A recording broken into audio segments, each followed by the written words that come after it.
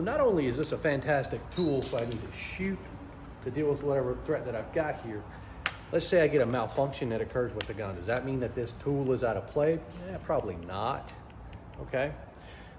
It turns out that this hunk of steel up here makes a damn good impact weapon. There's a couple of schools of thoughts up here. Yeah, I can take my gun and I can push down in the throat somewhere, I can poke you in the eye with it, but that may have the potential to induce some type of malfunction with a firearm. And what happens if I go from, I don't necessarily want to use like lethal threat on somebody. So on the top here, I can still use the slide up here. I can transition to my strike technique.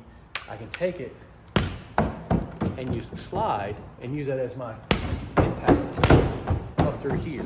That doesn't necessarily cause the slide to cycle back here and possibly cause a double feed or some type of other malfunction with the gun. So just something to think about.